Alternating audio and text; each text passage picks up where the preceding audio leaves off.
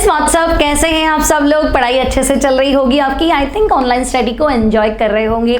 बच्चों, हम चैप्टर पढ़ रहे थे सॉलिड स्टेट, और सॉलिड स्टेट में आई थिंक हमने सब कुछ पढ़ लिया है ना। आज हमारी सॉलिड स्टेट की लास्ट क्लास है according to NCERT. Last topic बचा है बच्चों magnetic properties of solids. Electrical properties हमने डिस्कस कर ली थी। सॉलिड्स को इलेक्ट्रिसिटी कंडक्ट करने नहीं करने या सेमीकंडक्टर के अकॉर्डिंग हमने अच्छे से क्लासिफाई कर लिया था, है ना। N type of semiconductor, p type of semiconductor, फिर यूजेस भी पढ़ लिए थे, NPN junction, PNP junction etcetera. ठीक है, आज क्या डिस्कस करने वाले हैं? तो बच्चों आज देखो एटॉमिक स्ट्रक्चर और सॉलिड स्टेट का पिक्चर एक साथ है। मतलब सॉलिड को मैग्नेटिक प्रॉपर्टीज के अकॉर्डिंग क्या करना है, डिस्क्राइब करना है, क्लासिफाई करना है। अब मैग्नेटिक प्रॉपर्टीज क्या? तो बच्चों अगर मैं आपको कहूँ कि भाई एटॉमिक स्ट्रक्चर आपने पढ़ा है, देखिए बिल्कुल पढ़ा ही है। अब उसमें हमने क्या देखा था? Electron revolve around the nucleus in a circular path, है ना। इलेक्ट्रॉन जो है वो न्यूक्लियस के चारों तरफ क्या करता है? सर्क्यूलर पाथ में चक्कर लगाता है। तो हमने कहा बिल्कुल।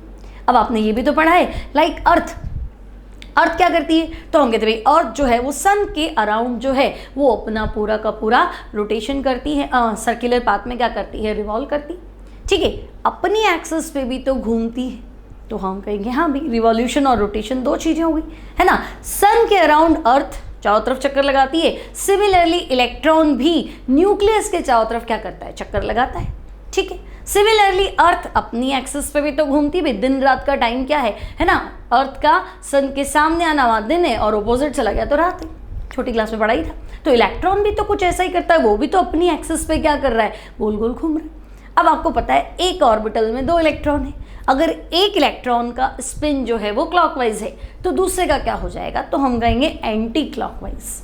ठीक है, तो अब अगर हम कुछ ऐसा देखें, देखो पहले अकॉर्डिंग टू एनसीईआरटी चले, पढ़ना कुछ भी नहीं है, सिर्फ पिक्चर को देखना है बच्चों। तो पिक्चर के अकॉर्डिंग देखो, ये सेंटर में हो गया न्यूक्लियस और इलेक्ट्रॉन जो है वो इस न्यूक्लियस के चारों तरफ क्या कर रहा है? चक्कर लगा रहा है। तो भाई चार्ज्ड पार्टिकल का मूव करना तो हम कहेंगे मैग्नेटिक मोमेंट तो होगा। हमारे पास चार्ज्ड पार्टिकल इलेक्ट्रॉन है, तो भाई जब भी इलेक्ट्रॉन चलेगा इलेक्ट्रिक फील्ड डेवलप होगा, और इलेक्ट्रिक फील्ड के साथ साथ क्या होगा? मैग्नेटिक फील्ड भी होगा। आपने राइट हैंड थंब का रूल पढ़ाई है ना, इलेक्ट्रिक फील्ड और मैग्नेटिक फील्ड। तो हम कहेंगे हाँ, जहाँ इलेक्ट्रिक फील्ड है वहाँ मैग्नेटिक फील्ड है ना, और मैग्नेटिज्म है तो हम कहेंगे भाई देखो इलेक्ट्रॉन एक तो न्यूक्लियस के चारों तरफ कुछ इस तरह से चक्कर लगा रहा है। ठीक है, अब बच्चों इलेक्ट्रॉन अपनी जगह पे है ना, वहां पे भी तो क्या कर रहा है? स्पिन भी तो कर रहा है, स्पिन रोटेशन भी तो है ना, अपनी एक्सिस पे भी तो रोटेट कर रहा है। तो हम कहेंगे बिल्कुल।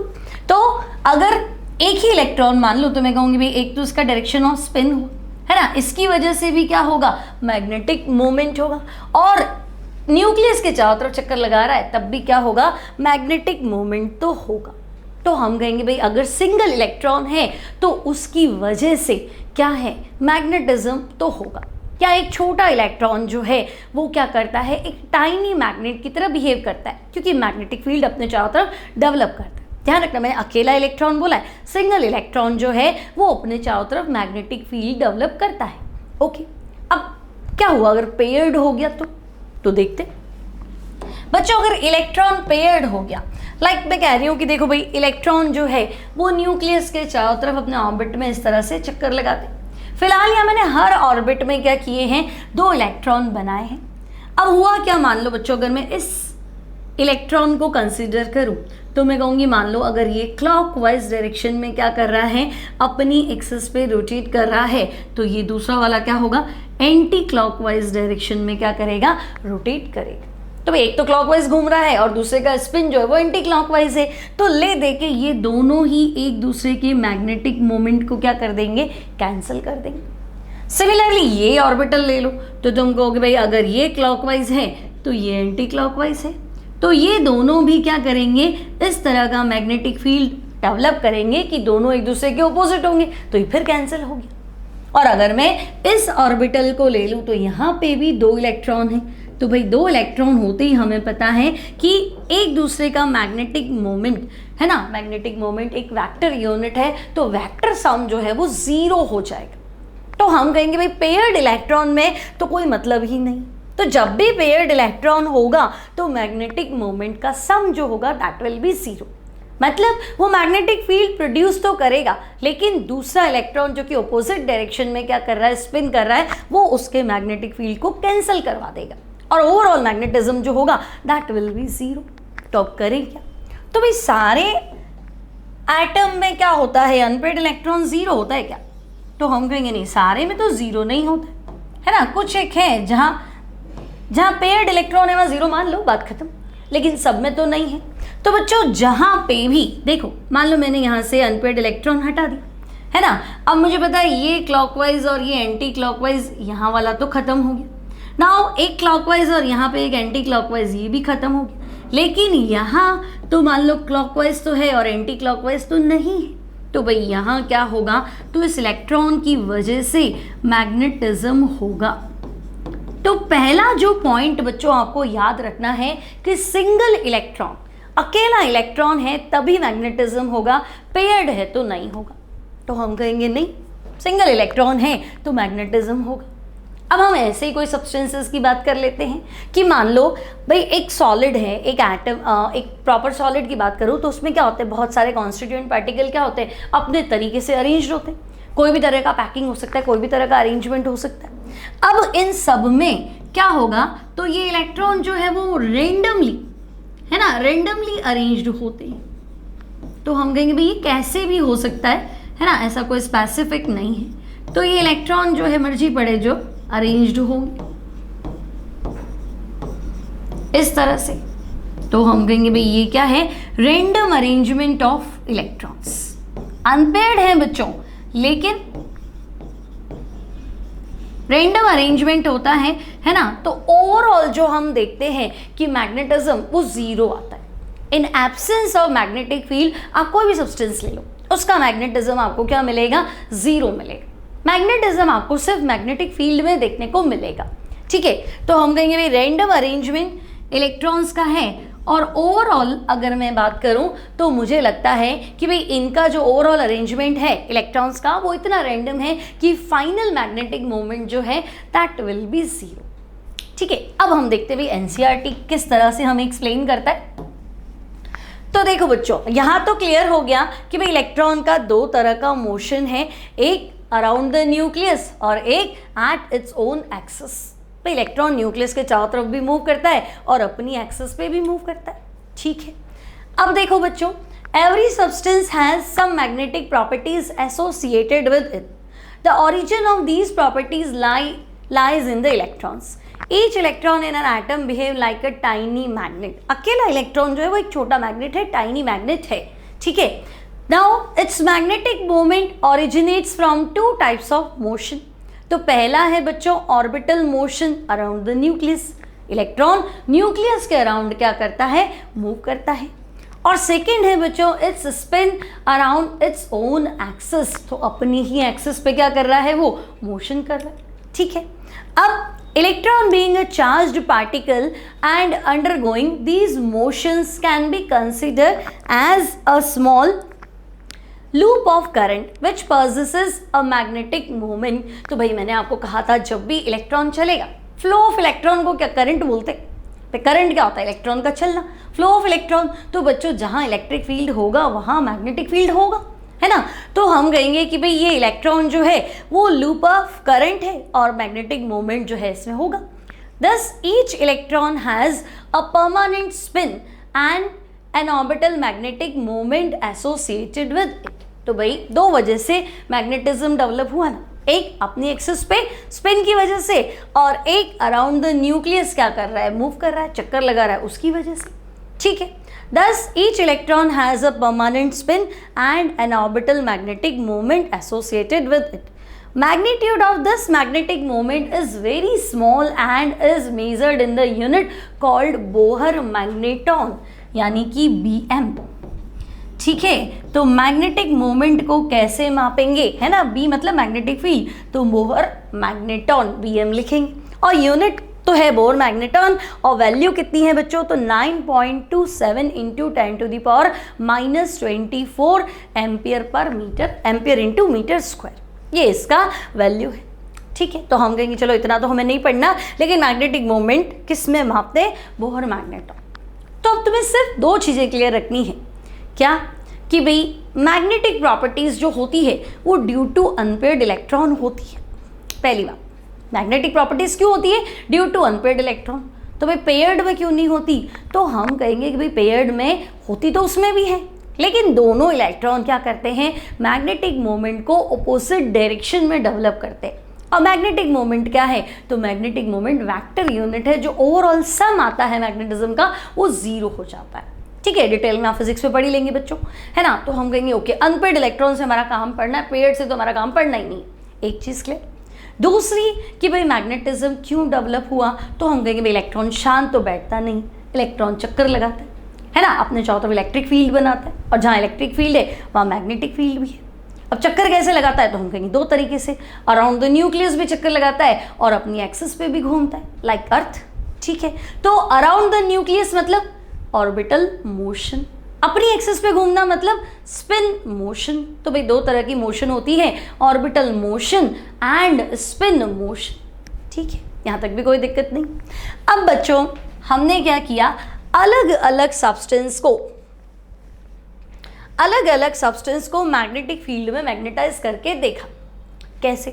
तो देखो, अगर मैं आपसे कहूँ कि भाई ये स्पिन था, तो हम कहेंगे हाँ। मान लो कि अब जो है तुम्हारे पास ऐसा सब्सटेंस है लाइक डायामैग्नेटिक। तो भाई डायामैग्नेटिक क्या होता है? तो नाम से क्या याद रखेंगे? चलो इसको बाद में देखते हैं। डायामैग्नेटिक क्या होता है? तो भाई मैग्नेटिक प्रॉपर्टीज के अकॉर्डिंग, भाई मैं आपको कहूँ कि चलो डायामैग्नेटिक क्यों देखें, सबको ही देखें, तो ये सॉलिड्स है और आपको पता है कि भाई इनमें जो इलेक्ट्रॉन्स है वो ऐसे रेंडमली अरेंज्ड है ना। इलेक्ट्रॉन्स का अरेंजमेंट क्या है? रेंडमली अरेंज्ड है। अब हुआ क्या? तो आपको इन सॉलिड सब्सटेंसेस को कहाँ रखना है? Magnetic field. अब मैग्नेटिक फील्ड में रखोगे तो क्या ये मैग्नेटाइज होते हैं? क्या बिल्कुल भी नहीं होते हैं। क्या कंप्लीटली मैग्नेटाइज्ड होते हैं, या आप कुछ और एक्सपेक्ट कर रहे हो और ये कुछ और दिखा रहे, कुछ भी हो सकता है। तो मैग्नेटिक फील्ड में इन सॉलिड सब्सटेंसेस को रखने पर इनका बिहेवियर कैसा है उसके according, solids according to magnetic properties को हम 5 पार्ट में क्लासिफाई करते हैं। बात समझ में आ गया? भाई हमें इतना तो पता है कि रैंडम अरेंजमेंट ऑफ इलेक्ट्रॉन्स होगा। ठीक है, अब हम इन सॉलिड्स को ले जाके रखेंगे कहाँ पे? मैग्नेटिक फील्ड में, क्योंकि ओवरऑल तो देखो चाहे पेयर्ड इलेक्ट्रॉन है चाहे अनपेयर्ड इलेक्ट्रॉन है, मैग्नेटिक मोमेंट आपको 0 मिलेगा। Without magnetic field, absence of magnetic field, आपको मैग्नेटिक मोमेंट हमेशा क्या मिलेगा? 0 ही मिलेगा। मैग्नेटिक फील्ड में रखोगे तो पता चलेगा कि क्या इनमें मैग्नेटिज्म है, मैग्नेटिक मोमेंट कुछ आ रहा है, नहीं आ रहा है, क्या हो रहा है। ठीक है, अब इनको मैग्नेटिक फील्ड में रखने के अकॉर्डिंग बच्चों हम इन्हें डिवाइड करते हैं 5 पार्ट्स में। तो देखो, on the basis of their magnetic properties substances can be classified into 5 categories. कौन कौन सी? तो बच्चों हम कहेंगे पहला है पैरामैग्नेटिक, दूसरा डायामैग्नेटिक, तीसरा ferromagnetic, anti ferromagnetic and ferri magnetic. ठीक है, एक एक को हमको डिस्कस करना है ना। तो solids on the basis of, अगर आपको कहा जाए कि भाई solids on the basis of magnetic properties, magnetic properties के अकॉर्डिंग बच्चों आप सॉलिड्स को कैसे क्लासिफाई करेंगे? तो आप क्या बोलेंगे कि भाई हम सॉलिड्स को 5 तरीके से डिवाइड कर सकते हैं, क्लासिफाई कर सकते हैं। फर्स्ट है बच्चों आपके पास पैरामैग्नेटिक, सेकेंड क्या है? तो हम कहेंगे diamagnetic,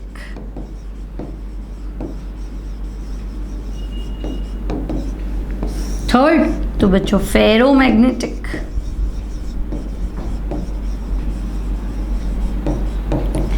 fourth one ferrimagnetic, and the last one anti ferromagnetic solid.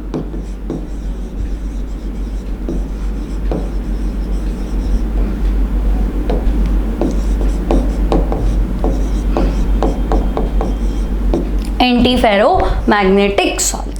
तो on the basis of magnetic properties हमने सॉलिड्स को 5 पार्ट में डिवाइड किया है। ठीक है, अब होता क्या है? तो चलो पैरामैग्नेटिक को स्टडी करें। तो भाई पैरामैग्नेटिक को जब हम स्टडी करने गए तो हमने क्या देखा कि भाई वैसे तो इनमें इलेक्ट्रॉन्स जो है वो रेंडमली अरेंज्ड होते हैं, है ना, जैसे भी आपने रखा ही,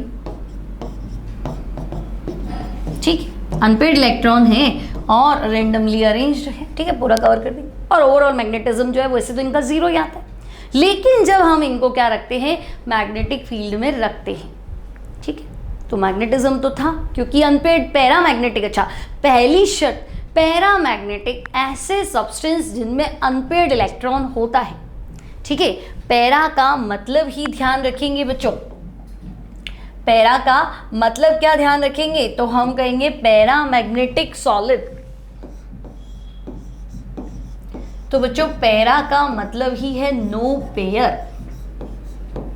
है ना, पैरामैग्नेटिक सॉलिड, पैरा मतलब नो पेयर, मतलब अनपेयर्ड इलेक्ट्रॉन, ठीक है। तो पहली शर्त, substances which have unpaired electron,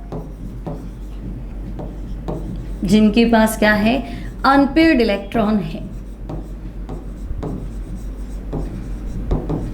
ठीक है, अनपेयर्ड इलेक्ट्रॉन शोज पैरामैग्नेटिज्म,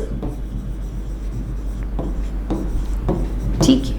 पहली शर्त तो क्लियर। तो हम कहेंगे चलो भाई अनपेयर्ड इलेक्ट्रॉन होना चाहिए, है ना, ऐसे सब्सटेंस जिनमें क्या है, अनपेयर्ड इलेक्ट्रॉन है, वो पैरामैग्नेटिज्म शो करेंगे। कैसे शो करेंगे, तो देखो रेंडमली अरेंज्ड है, आपने इसको क्या किया, मैग्नेटिक फील्ड में रखा मैग्नेटाइज करने के लिए, ठीक है। तो बच्चों जैसे ही इसको मैग्नेटिक फील्ड में रखेंगे क्या होगा, मैग्नेटिक फील्ड क्या करेगा, इन इलेक्ट्रॉन्स का रेंडमाइजेशन चेंज करेगा, मैग्नेटिक फील्ड की तरफ ये क्या होंगे, अट्रैक्ट होंगे, ठीक है।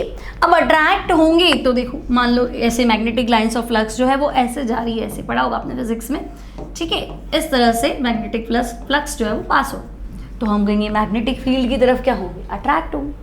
अब अट्रैक्ट होंगे तो देखो हमें लगेगा कि भाई ये सारे के सारे मैग्नेटिक फील्ड में अट्रैक्ट हो, तो भाई अगर सारे के सारे एक डायरेक्शन में अट्रैक्ट हो गए तो स्ट्रॉन्ग मैग्नेटिज्म आना चाहिए, लेकिन स्ट्रॉन्ग नहीं आता, दे शो लिटिल मैग्नेटिज्म। मतलब अगर जनरल बोले तो ऐसे बोल दे कि भाई ऐसा सॉलिड जिसे मैग्नेटिक फील्ड में रख दो तो मैग्नेट बन जाता है, और मैग्नेटिक फील्ड हटा दो तो मैग्नेटिज्म डिस्ट्रॉय हो जाता है। अब ये ऐसा क्यों, तो हम कहेंगे देखो मतलब फ्लक्स जब पास होगा मैग्नेटिक फील्ड में, जब ये अट्रैक्ट होंगे तो इलेक्ट्रॉन्स जो है वो अट्रैक्ट होंगे मैग्नेटिक फील्ड की तरफ, और प्रॉपर सबका जो डोमेन मतलब ग्रुप ऑफ इलेक्ट्रॉन है ना, तो सबका डायरेक्शन सेम रहेगा, ऐड होने वाला मैग्नेटिक मोमेंट ऐड हो जाएगा सबका। लेकिन बच्चों इनकी खुद की थर्मल एनर्जी जो है वो सारे इलेक्ट्रॉन को ऐसा करने से रोकेगी। भाई कुछ एक तो क्या होंगे, अच्छे से स्ट्रांगली अट्रैक्ट हो जाएंगे, लेकिन इनकी खुद की भी तो एनर्जी है, तो कुछ एक क्या करेंगे, इस चीज़ को ओपोज करें, है ना, मतलब सबके सब है ना इस तरह से अट्रैक्ट नहीं हो पाएंगे, काफ़ी हो जाएंगे मैग्नेटिक फील्ड में, काफ़ी इनमें से अट्रैक्ट हो जाएंगे, लेकिन कुछ एक क्या करते हैं, इस चीज़ को ओपोज करने लग जाते हैं। तो हम कहेंगे ओके, एक बार तो अट्रैक्ट हुए मैग्नेटिक फील्ड में, है ना, तो स्ट्रॉन्ग मैग्नेटिज्म नहीं आएगा बट आएगा, ठीक है, क्योंकि मैग्नेटिक फ्लक्स में मैग्नेटिक फील्ड में रखा तो ये खुद मैग्नेट बन जाएंगे, इतने अट्रैक्ट होंगे कि दे बिहेव लाइक मैग्नेट, ठीक है। तो अब हम लिखेंगे क्या, तो भाई हम कहेंगे कि पहली शर्त तो क्या थी, तो हमें पता है अनपेड इलेक्ट्रॉन होना चाहिए। क्यों, क्योंकि अनपेड इलेक्ट्रॉन ही तो मैग्नेटिक फील्ड बनाता है, मैग्नेटिज्म प्रोड्यूस करता है अपने चारों तरफ, खुद छोटा मैग्नेट बन जाता है, अनपेड हो गए नहीं तो बात ही खत्म। तो हम कहेंगे ओके। सेकेंड पॉइंट क्या रखेंगे बच्चों, तो आपको लिखना है when they are placed in magnetic field, when they are placed in magnetic field they behave like magnet, ठीक है बच्चों, जब इन्हें खुद को मैग्नेटिक फील्ड में रखते हैं तो ये मैग्नेट की तरह बिहेव करने लग जाते हैं। ओके, तो when they are placed in magnetic field they behave like magnet, okay, है ना। लेकिन मैग्नेटिक फील्ड हटा दिया तो वापस वो रेंडमली अरेंज हो जाएंगे और मैग्नेटिज्म जीरो हो जाएगा, ठीक है। तो मैं कह दूँ टेम्परेरी मैग्नेट है, मैग्नेटिक फील्ड में रख दो तो अट्रैक्ट हो गया, खुद मैग्नेट बन गया, and on the removal of magnetic field मतलब जब आपने मैग्नेटिक फील्ड हटा दिया, ठीक है, तो on the removal of magnetic field their magnetism is, तो हम कहेंगे अब आपने मैग्नेटिक फील्ड तो हटा दिया, तो इनका मैग्नेटिज्म क्या हो जाएगा, तो इनका मैग्नेटिज्म खत्म हो जाएगा। तो on the removal of magnetic field they lose their magnetism, ठीक है, अब इनका मैग्नेटिज्म नहीं है, दे लूज देयर मैग्नेटिज्म। मतलब समझे कि भाई ऐसा कोई भी सब्सटेंस जिसके पास अनपेयर्ड इलेक्ट्रॉन है, ठीक है, उसको तुम अगर मैग्नेटिक फील्ड में रख दोगे तो एक बार तो खुद ही मैग्नेट की तरह बिहेव करेगा, ठीक है, लेकिन मैग्नेटिक फील्ड हटा दोगे तो मैग्नेटिज्म खत्म हो जाएगा। लाइक मैं कह दूँ भाई एक मैग्नेट रख दो, उससे एक छोटा सा लोहे का टुकड़ा चिपक जाएगा, होता ही है। अब बच्चों वो जो टुकड़ा है ना, मान लो एक ऑल पेन ले लेते हैं, चलो लोहे का टुकड़ा तो बहुत स्ट्रांगली अट्रैक्ट हो गया है ना, ऑल पेन ले लेते हैं, तो ऑल पेन स्टील की बनी हुई है, थोड़ा आयरन कंटेंट तो है इसके अंदर, है ना, तो हम कहेंगे ओके ऑल पेन ले लो या ऐसा कुछ भी ले लो जो मैग्नेट से अट्रैक्ट हो रहा है। अब वो ऑल पेन क्या करेगी, दूसरी ऑल पेन को अपनी तरफ अट्रैक्ट करेगी, दूसरी वाली तीसरी को, तीसरी वाली चौथी को। तो तुमने क्या देखा कि आयरन की प्रेजेंट में ऑल पेन है या छोटा सा लोहे का टुकड़ा या जो भी है वो खुद मैग्नेट बन गया, अब वो दूसरी चीज़ को अट्रैक्ट कर रहा है, अब वो भी मैग्नेट बन गया, वो तीसरी को अट्रैक्ट कर, तो मैग्नेटिक फील्ड में सारे ही क्या हो गए, मैग्नेट बन गए, और हटा दो तो सब क्या हो जाएंगे, वैसे ही दूर दूर हो जाएंगे। तो ये कुछ उस तरीके का है। तो हम कहेंगे कि भाई जब इन्हें मैग्नेटिक फील्ड में रखते हैं तो ये खुद मैग्नेट बन जाता है, और मैग्नेटिक फील्ड हटा देते हैं तो बच्चों अब क्या होगा, तो हम कहेंगे इनका मैग्नेटिज्म खत्म हो जाता है, ठीक है। तो क्यों, तो हम कहेंगे भाई एक्चुअली तो क्या हुआ, कंप्लीटली मैग्नेटाइज नहीं हो पाया क्योंकि उसकी खुद की जो थर्मल एनर्जी थी वो मैग्नेटिज्म को ले नहीं पा रही थी, है ना, वो उनको अगेंस्ट उल्टा क्या कर रही थी, इलेक्ट्रॉन्स को अरेंज कर रही थी, तो ओवरऑल थोड़ा बहुत जो है वो कैंसिल भी हो रहा था, तो स्ट्रांगली अट्रैक्ट नहीं कर पाता है। तो मैं लिख दूं they weakly attract magnetic lines of force. Attract करता जरूर है लेकिन स्ट्रांगली नहीं कर पाता, रीजन ना मैंने बता दिया आपको, they weakly attract magnetic lines of force, ठीक है भाई, इसको भी मान लेते हैं,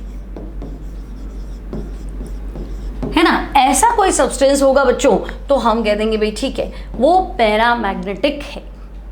अब मान लो तुमसे पूछे भाई ऐसी कौन सी गैस है जो पैरामैग्नेटिक है, तो बच्चों आपने 11th क्लास में पढ़ी थी molecular orbital theory. Oxygen gas का जब मॉलिक्यूलर ऑर्बिटल डायग्राम बनाएंगे तो आपको अनपेयर्ड इलेक्ट्रॉन मिलेंगे, तो अच्छा क्वेश्चन बनेगा O2।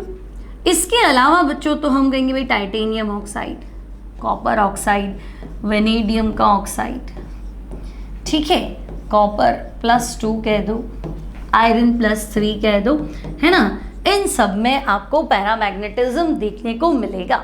All they have unpaired electron, तो आपको इन सब में पैरामैग्नेटिज्म देखने को मिलेगा, ठीक है। अब बात आती है बच्चों डायामैग्नेटिक सब्सटेंसेस की, तो हम कहेंगे चलो पैरामैग्नेटिक तो क्लियर, डायामैग्नेटिज्म क्या होता है, तो बच्चों अब हम क्या देखेंगे, डाया मतलब दो, ठीक है, डाया मतलब दो यानी कि पेयर्ड इलेक्ट्रॉन, ठीक है। तो अगर ये मैग्नेटिक मोमेंट बनाता भी है तो दूसरा ऑपोजिट डायरेक्शन में मैग्नेटिक फील्ड को बनाएगा, तो ओवरऑल क्या हो जाएगा, कैंसल हो जाएगा, सम ऑफ फाइनल मैग्नेटिक मोमेंट क्या हो जाएगा, कैंसल हो जाएगा। तो डाया मतलब होना ही पेयर्ड इलेक्ट्रॉन चाहिए, ठीक है। तो सबसे पहले हम लिखेंगे substances which have paired electrons, which have only paired electrons, जिसके पास है ही खाली paired electron, ठीक है, paired electrons shows diamagnetism, ठीक है, डायामैग्नेटिज्म शो करेंगे। एक बात तो क्लियर हो गई, चलो भाई डायामैग्नेटिज्म, अब क्यों, तो हम कहेंगे पेयर्ड है तो कैंसिल हो जाएगा, है ना। तो अगर मैग्नेटिक फील्ड में रख दिया तो किसी तरह का कितना भी स्ट्रॉन्ग मैग्नेटिक फील्ड लगा दो, किसी तरह का इनमें कोई चेंजेस नहीं होगा, कोई मैग्नेटिज्म कोई बिल्कुल भी मैग्नेटाइज नहीं होंगी, है ना। तो हम कहेंगे भाई मैग्नेटिक फील्ड की तरफ कोई अट्रैक्शन ही नहीं है, तो मैं लिख दूँ दे show repulsion towards magnetic lines of force, ठीक है, दे show repulsion towards magnetic lines of force. ठीक है, तो मैग्नेटिक फील्ड में रखने का कोई असर तो हुआ ही नहीं। तो ऐसे सब्सटेंसेस क्या है, तो हम कहेंगे भाई जिन्हें मैग्नेटाइज किया ही नहीं जा सकता उनको क्या मतलब, तो वो सारे के सारे क्या हैं, तो हम कहेंगे वो सारे के सारे डायामैग्नेटिक सॉलिड है। एग्जाम्पल बता दो, तो बच्चों इसमें आपको लिखना है एग्जाम्पल, सोडियम क्लोराइड ले लो, चाहे बेंजीन ले लो। ठीक है, पिछली बार TiO लिखा था, इस बार TiO2 लिख देंगे। Zinc +2, cadmium +2, mercury +2, D10 configuration वाले। तो हम कहेंगे भाई ये सब के सब क्या है, तो ये सब के सब due to presence of paired electron, ये क्या है, तो ये सारे के सारे क्या है, डायामैग्नेटिक, मैग्नेटिक लाइंस को क्या करेंगे, रिपेल करेंगे। ठीक है, अब बच्चों क्यों, तो हम कहेंगे इनमें जितने भी इलेक्ट्रॉन हैं वो सब के सब क्या है, पेयर्ड है। तो हम लिखेंगे in such solids all electrons are paired. ठीक है, in such solids all electrons are paired. तो हम कहेंगे सारे के सारे इलेक्ट्रॉन्स पेयर्ड है, इसलिए so they cancel the magnetic moment of each other, है ना, इसलिए ये एक दूसरे के मैग्नेटिक मोमेंट को क्या कर देंगे बच्चों, कैंसिल कर देंगे। They cancel magnetic moment of each other. ठीक है, तो ऐसे सॉलिड्स को क्या बोलेंगे बच्चों, तो such solids are called diamagnetic solid. ठीक है, यहां तक भी कोई दिक्कत नहीं। अब बच्चों ये हो गया, अब हमें पढ़ना है फेरोमैग्नेटिक। तो भाई फेरोमैग्नेटिक क्या होता है, नेक्स्ट है फेरोमैग्नेटिक सॉलिड। अब बच्चों कुछ सॉलिड्स लाइक आयरन, कोबाल्ट, निकल, ठीक है, पहले हम एग्जांपल लिख लेते हैं। भाई आयरन हो सकता है, कोबाल्ट हो सकता है, निकल हो सकता है, और फेरोमैग्नेटिज्म देखने को मिलेगा CrO2, है ना, magnetic tape of audio cassette बनाने के भी काम आता है CrO2। और बच्चों गिडोलियम, GD, इसमें भी फेरोमैग्नेटिज्म देखने को मिल सकता है। होता क्या है, तो बच्चों हम कहेंगे इनमें अनपेड इलेक्ट्रॉन बहुत ज़्यादा होते हैं। आयरन में तो आपको 4 अनपेड इलेक्ट्रॉन देखने को मिल जाएंगे। तो हम कहेंगे ये था हमारा अरेंजमेंट पैरामैग्नेटिक का, है ना। कुछ थर्मल एनर्जी की वजह से सारे एक तरफ जो है वो नहीं डाइवर्ट हो पाते, कुछ जो है ऑपोजिट डायरेक्शन में अरेंज हो पाते, है ना। तो रेंडम से थोड़ा ठीक हुआ, अट्रैक्ट तो हुआ, लेकिन कंप्लीटली नहीं हुआ। लेकिन अब मैं बात करूं किसकी, तो अगर मैं बात करूं आयरन, कोबाल्ट, निकल की, तो आपको क्या देखने को मिलेगा, जब आप मैग्नेटिक फील्ड अप्लाई करेंगे तो बच्चों सब के सब एक ही दिशा में क्या हो जाएंगे, अरेंज हो जाएंगे, सबका मैग्नेटिक मोमेंट ऐड हो जाएगा और स्ट्रॉन्गली मैग्नेटिक फील्ड को क्या करेंगे, अट्रैक्ट करेंगे। क्यों, तो भाई इनमें अनपेड इलेक्ट्रॉन होता है, तो ये अनपेड इलेक्ट्रॉन जो है नेबरिंग एटम के अनपेड इलेक्ट्रॉन को क्या करता है, सेम मैग्नेटिक मोमेंट शो करने के लिए इंस्पायर करता है।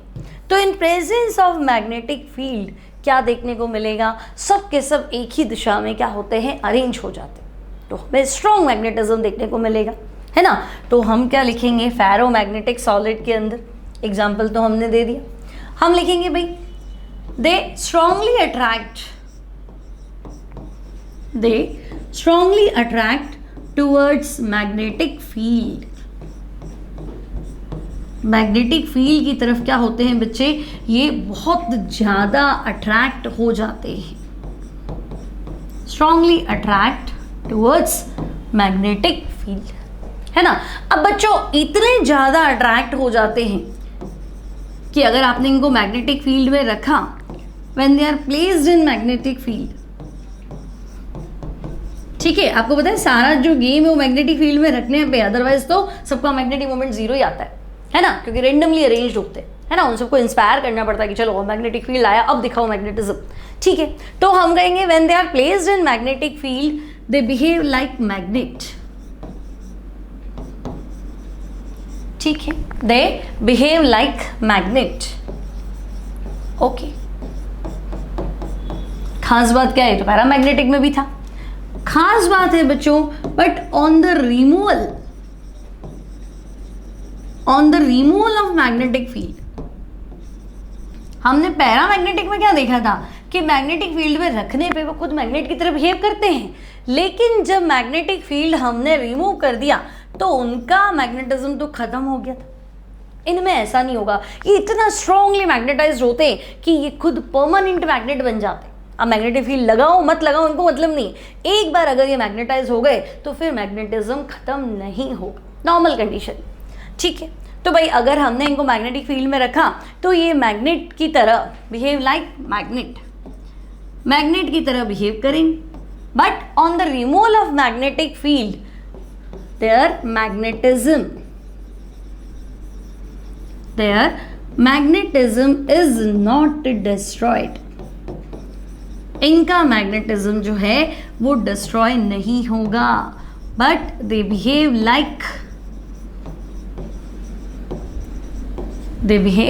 Like permanent magnet.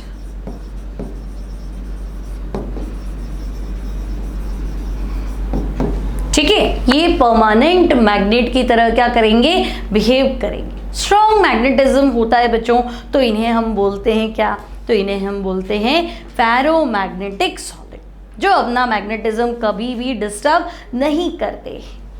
अब बच्चों आपको ध्यान रखना है, CrO2 पे क्वेश्चन आता है। CrO2 क्या है, तो हम कहेंगे फेरोमैग्नेटिक की तरह बिहेव करते हैं, है ना। अब CrO2 को बच्चों हम यूज करते हैं, बताया था मैंने आपको, मैग्नेटिक टेप बनाने में। ठीक है, magnetic tapes of cassette recorder. ठीक है, ये आपको थोड़ा ध्यान रखना है कि CrO2 फेरोमैग्नेटिक है और कैसेट रिकॉर्डर की टेप बनाने में इसका यूज होता है। ठीक है, तो भाई 3 तो हमने पढ़ लिए, पैरा, डाया और फेरो, है ना। स्ट्रांगली अट्रैक्ट मैग्नेटिक फील्ड में रख दिया, मैग्नेटिज्म डिस्टर्ब नहीं हुआ, है ना, वो खुद ही परमानेंट मैग्नेट बन गया। आयरन, कोबाल्ट, निकल, गैडोलियम, CrO2, तो ये फेरोमैग्नेटिक। डायामैग्नेटिक तो हम कहेंगे डाया मतलब 2 पेयर्ड इलेक्ट्रॉन है। मैग्नेटिक फील्ड में भी वो क्या होता है, मैग्नेटिक लाइंस ऑफ फोर्स को रिपेल करता है, मैग्नेटिक फील्ड में बिल्कुल भी अट्रैक्ट नहीं होता है।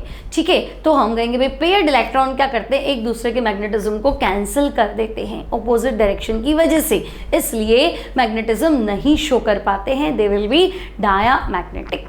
एग्जाम्पल हमने लिखा था जिंक +2, कैडमियम +2, मरकरी +2 और TiO2। अब पैरामैग्नेटिक, पैरा मतलब नो पेयर, अनपेयर्ड इलेक्ट्रॉन, तो जिनमें अनपेयर्ड इलेक्ट्रॉन है उस वजह से टाइनी मैग्नेट की तरह बिहेव तो करते हैं, हर एटम में एक टाइनी मैग्नेट बन जाता है ना। लेकिन ऐसे अरेंज होता है, रेंडमाइजेशन होता है कि भाई ओवरऑल जब मैग्नेटिक फील्ड नहीं है तब मैग्नेटिक मोमेंट नहीं मिलेगा, बट मैग्नेटिक फील्ड अप्लाई करते ही काफ़ी इलेक्ट्रॉन जो है वो मैग्नेटिक फील्ड की तरफ क्या हो जाते हैं, सेम डायरेक्शन में अट्रैक्ट हो जाते हैं, बट उनकी खुद की थर्मल एनर्जी की वजह से कुछ एक जो होते हैं वो अपोजिट डायरेक्शन में अरेंज हो जाते हैं। तो मैग्नेटिज्म तो वो भी शो करते हैं लेकिन स्ट्रांग नहीं कर पाते, इनमें स्ट्रांग होते हैं। अब आपको लगेगा इनमें भी तो थर्मल एनर्जी होनी चाहिए, तो बच्चों इनमें अनपेयर्ड इलेक्ट्रॉन इतने ज़्यादा होते हैं कि एक इलेक्ट्रॉन है ना जो कि अनपेयर्ड है वो नेबरिंग एटम के इलेक्ट्रॉन को भी सेम डायरेक्शन में अरेंज होने के लिए क्या करता है, इंस्पायर करता है। तो ये ओवरऑल क्या होता है, स्ट्रांगली अट्रैक्टेड हो जाते हैं। तो ये बिहेवियर है इनका। ओके, तो ये हो गया हमारे पास भाई 3 तरह के सॉलिड। अब क्या है बच्चों, तो हम कहेंगे अब है हमारे पास फेरो और एंटी फेरो मैग्नेटिक सब्सटेंसेस। तो पहले हम फेरो तो हमने पढ़ लिया, फेरी मैग्नेटिक सॉलिड्स को डिस्कस कर लेते हैं। तो नेक्स्ट हेडिंग लगाएंगे बच्चों, फेरी मैग्नेटिक सॉलिड्स। ठीक है, अब नाम पढ़ो, फेरी मैग्नेटिक। तो बच्चों फेरी मतलब लिटिल मैग्नेटिज्म।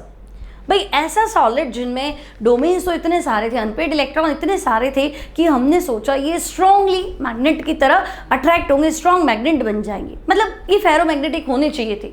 लेकिन जब इनको मैग्नेटिक फील्ड में रखा जाता है तो बाय डिफॉल्ट ये कंप्लीटली मैग्नेटाइज नहीं हो पाते, लिटिल मैग्नेटिज्म शो करते हैं, है ना। हर सॉलिड का अपना नेचर है बच्चों। ठीक है, तो हम कहेंगे भाई एक्सपेक्ट तो हमने किया था लेकिन बिहेव कुछ और ही मिला, तो ऐसे सब्सटेंस को क्या बोलेंगे, फेरी मैग्नेटिक सॉलिड। मतलब समझे बच्चों, फेरी यानी लिटिल मैग्नेटिज्म, तो हम लिखेंगे दे शो लिटिल मैग्नेटिज्म, ठीक है, लिटिल मैग्नेटिज्म मतलब, तो हम कहेंगे भाई सोचा तो काफी कुछ था, है ना, या ऐसे solids, those solids which are expected to show,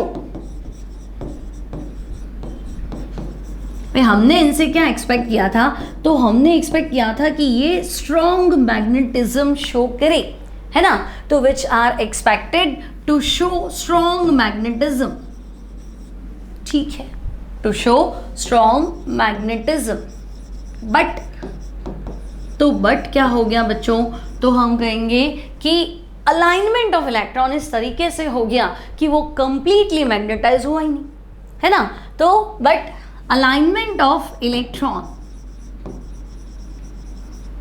alignment मतलब उनकी व्यवस्था, अरेंजमेंट, ठीक है, alignment of electrons occur in such a way,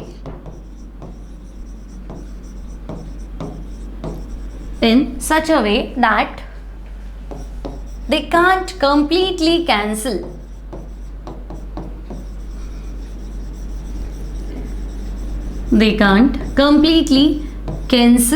the magnetic moment of each other.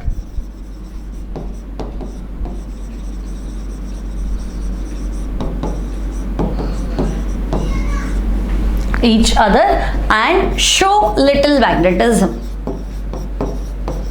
ठीक है, तो ये हमने सोचा तो था कि स्ट्रॉन्ग मैग्नेटिज्म हो, फेरो दिखे, पर दिखा क्या, तो हम कहेंगे फेरी, दे शो लिटिल मैग्नेटिज्म,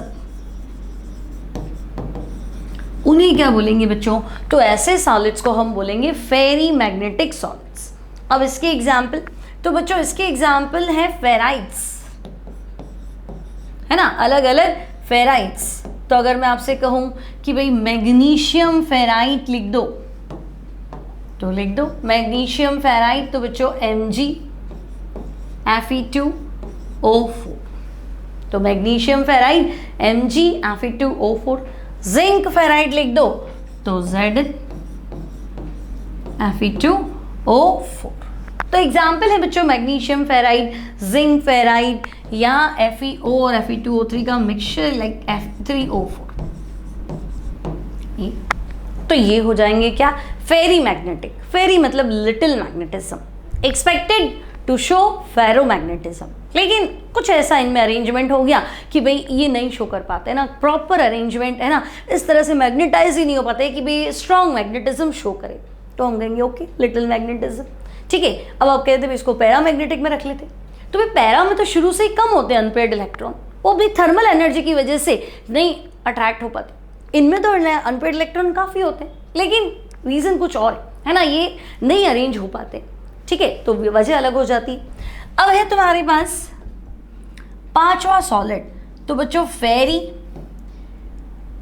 फेरी के बाद हम देखेंगे एंटी फेरोमैग्नेटिक सॉलिड,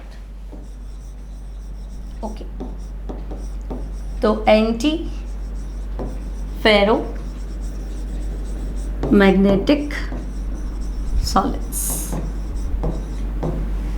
अब नाम से क्या लग रहा है, तो नाम से ही देखो गड़बड़ कर रहा है तो हम कहेंगे एंटी फेरो, फेरो का उल्टा, मतलब एक्सपेक्ट तो ऐसा किया था कि भी इनमें अनपेयर्ड इलेक्ट्रॉन खूब है, यानी दे शुड एक्सपेक्टेड या they expected to show strong magnetism, लेकिन हुआ क्या, तो एंटी मतलब अगेंस्ट, उल्टा हो गया, बिल्कुल जीरो मैग्नेटिक मोमेंट आ गया, ठीक है, तो हम कहेंगे यहाँ तो गड़बड़ हो गई भाई, तो बस इस गड़बड़ को ही तो लिखना है, तो आप लिखेंगे those solids which are expected, those solids which are expected to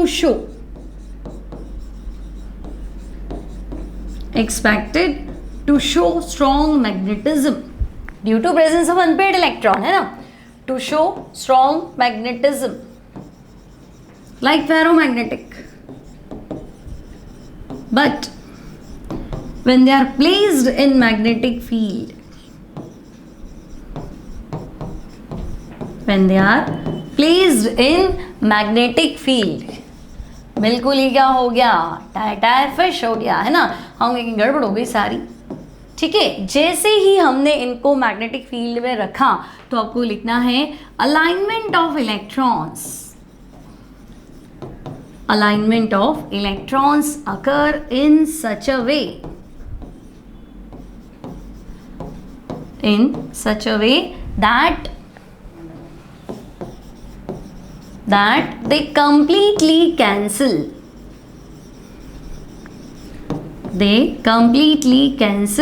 the magnetism या magnetic moment of each other, है ना भाई। सारा गेम ही जो है वो वेक्टर ही तो है, ये सारा गेम ही डायरेक्शन का है। तो हमने देखा भाई डायरेक्शन ही जो है वो ऐसी मिली कि ये शो ही नहीं कर पाए मैग्नेटिज्म, है ना, and they show zero magnetism. ठीक है, and they show zero magnetism. तो हम कहेंगे लो सोचा तो क्या था, हो क्या गया, है ना। सोचा तो था अरे बढ़िया स्ट्रॉन्ग मैग्नेटिज्म होगा, मिला क्या, तो जीरो मैग्नेटिज्म। तो हम कहेंगे अब क्या कर सकते हैं भाई, है ना। ऐसे सॉलिड को क्या बोलेंगे, एंटी फेरो, है ना, फेरो का उल्टा। अब एग्जाम्पल तो बच्चों इसमें आएंगे मैंगनीज के कंपाउंड।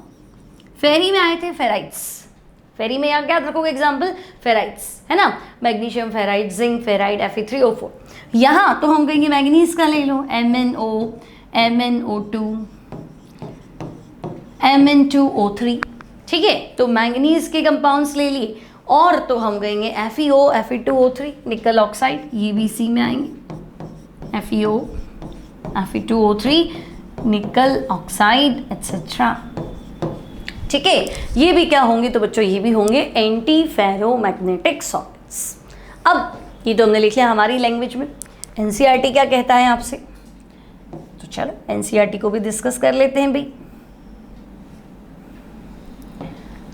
तो देखो बच्चों, पैरामैग्नेटिक डिस्कस नहीं किया था शायद हमने, है ना। पैरामैग्नेटिक, तो paramagnetic substances are weakly attract by magnetic field, they are magnetized in magnetic field in the same direction, they lose their magnetism in the absence of magnetic field, है ना। Paramagnetism is due to presence of one or more unpaired electron which are attracted by magnetic field. और example है ये आपके पास, यही पढ़ा था हमने भी। ठीक है, फिर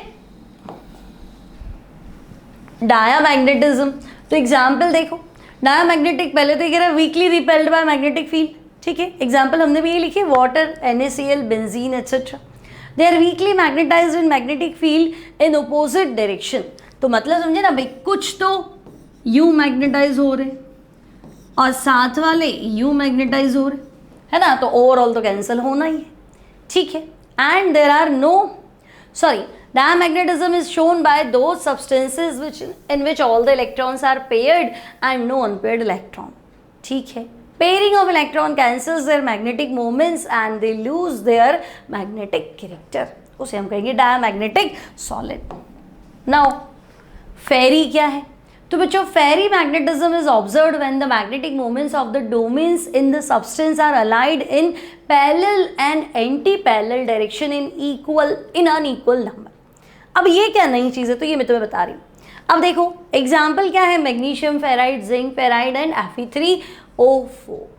ठीक है, इफेक्ट ऑफ हीट हम लास्ट में डिस्कस करेंगे। और एंटी फेरो में क्या है बच्चों, तो substances like manganese oxide shows ferro anti ferromagnetism have domain structure similar to ferro magnetic substance but their domains are oppositely arranged and cancel out each other's magnetic moment। अब थोड़ी सा नई चीज क्या है, तो देखो फेरो, एंटी फेरो और फेरी। अब बच्चों डोमेन मतलब ग्रुप ऑफ इलेक्ट्रॉन, तो भाई आपके पास ग्रुप ऑफ इलेक्ट्रॉन ऐसे है खूब सारे। ठीक है, ये कोई ऑर्बिटल के इलेक्ट्रॉन नहीं कि भाई आपने, आपको बहुत सारे बच्चों को लगता है तो डी ऑर्बिटल बना दिया या एफ बना दिया, ऐसा नहीं है ना। ये डोमेन से, ग्रुप ऑफ इलेक्ट्रॉन से मैग्नेटिक फील्ड में रखा, तो भाई अगर ये सब के सब ऐसे ही अरेंज हो जाते हैं, है ना बच्चों, 6 बना लेते चलो, तो ये सब के सब एक ही डायरेक्शन में क्या हो गया, ये सब के सब एक ही डायरेक्शन में अलाइन हो जाते हैं, सबका अलाइनमेंट सेम है ना, एक ही डायरेक्शन में मैग्नेटाइज हो जाते हैं, तो हम कहेंगे बढ़िया, बहुत अच्छा मैग्नेटिज्म आएगा। तो पहली सिचुएशन तो है फेरोमैग्नेटिक की, लेकिन किसी वजह से प्रॉपर अलाइनमेंट नहीं हो पाया, मतलब अनइक्वल नंबर में। अब अनइक्वल नंबर में मतलब तो कितने बने, 5 बने ना, 6 बना लेते हैं ऐसे, है ना। अनइक्वल नंबर में मतलब देखो 1 2 3 4 डोमेन तो आपके क्लॉकवाइज मान लो और 2 ऐसे ऑपोजिट डायरेक्शन में, तो क्या होगा, 2 का मैग्नेटिक मोमेंट 2 से कैंसिल हो जाएगा। अब दिखाना तो इन सब की वजह से मैग्नेटिक मोमेंट था, तो ऐसा होता तो हम फेरो बोल ही रहे थे ना, लेकिन इनमें ऐसा हुआ ही नहीं। अनइक्वल नंबर में क्या हुआ, अलाइनमेंट पैरेलल और एंटी पैरेलल। अब इक्वल क्यों नहीं, तो बच्चों अगर एग्जैक्टली 3 क्लॉकवाइज बना दूं, है ना, और एग्जैक्टली 3 एंटी क्लॉकवाइज बना दूं इक्वल नंबर में, तो फिर पूरा ही कैंसिल हो जाएगा, है ना। 1 2 3 ऊपर और बाकी के 3 अपोजिट डायरेक्शन में, तो पूरा ही कैंसिल हो गया, तो वो एंटी फेरो हो गया ना। तो फेरी, और अब वो समझा उसने अनइक्वल नंबर क्यों लिखा था एनसीईआरटी में, ठीक है, कि भाई आपके पास डोमेन तो इतने हैं, तो आपको लगा कि अरे ये तो ऐसा होना चाहिए, बिल्कुल स्ट्रॉन्ग मैग्नेटिज्म शो करना चाहिए, लेकिन जब मैग्नेटिक फील्ड में रखा तो ऐसा आया कुछ एक में, है ना, कि भाई कंप्लीटली जो है वो एक डायरेक्शन में नहीं अलाइन हो पाते हैं, कुछ एक उल्टे हो जाते हैं। तो कुछ एक उल्टे हो जाते हैं तो एंटी फेरो हो गया, सॉरी फेरी हो गया। और बच्चों कंप्लीटली कैंसिल हो जाए तो फिर हम क्या कह देंगे, कंप्लीटली कैंसिल वाला एंटी फेरो है। यानी जो यहाँ सेकंड है ना, देखो 1 2 3 क्लॉकवाइज और ये 3 नीचे, तो ये सेकंड वाला आपका एंटी फेरो है, ठीक है। और ये वाला कॉम्बिनेशन यही है, देखो 2 और 2 4 ऊपर है और 2 अपोजिट डायरेक्शन में है, तो ये देखो 4 ऊपर है और 2 अपोजिट डायरेक्शन में, so this is anti ferro. और ये ठीक है, तो इनको एक साथ पढ़ते हैं भाई। फेरो बहुत ज़्यादा अनपेड इलेक्ट्रॉन्स थे, तो डोमेन्स बहुत सारे थे, लेकिन इस तरीके से मैंने आपको पहले ही कहा था कि वैसे तो नेचुरली अगर हम देखें विदाउट मैग्नेटिक फील्ड देखें तो सबका मैग्नेटिक मोमेंट 0 ही आता है। ये तो सारी चीज़ पता कहाँ लगती है, जब आप मैग्नेटिक फील्ड में प्लेस करते हो, तो सबका अरेंजमेंट जो है बच्चों वो इस तरह से हो पाता है। अब अगर हम डिस्कस करें बच्चों तो इफेक्ट ऑफ टेम्परेचर, अब देखो effect of temperature,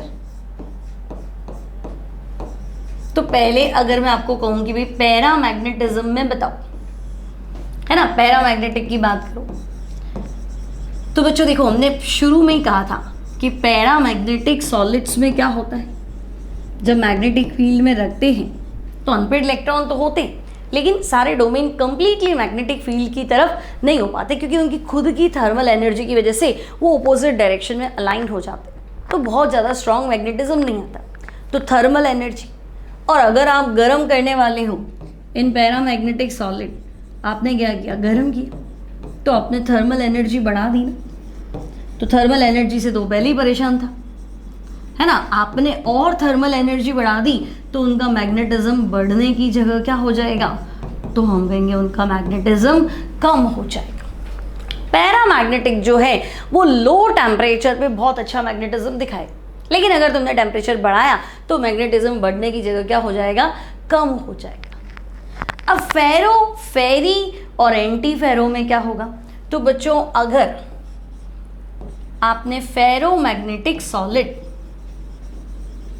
when ferromagnetic, ferrimagnetic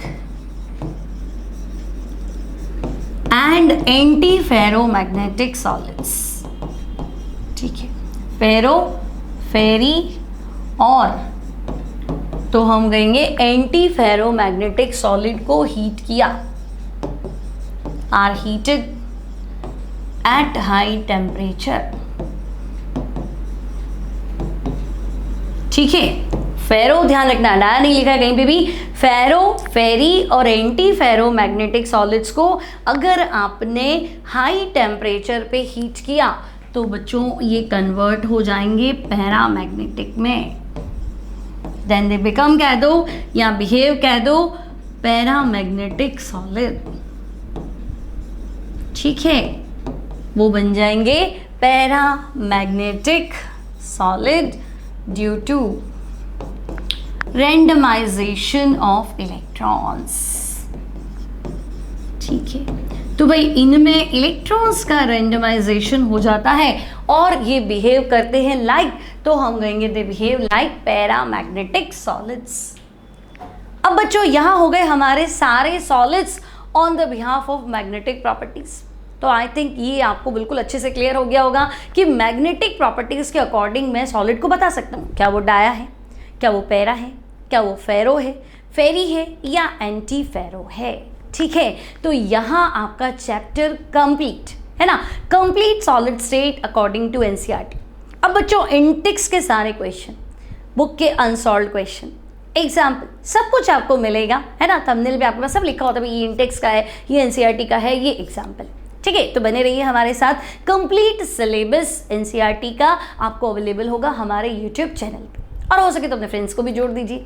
तो मिलते हैं अगली क्लास में नए चैप्टर के साथ। Till then take care and enjoy the online study.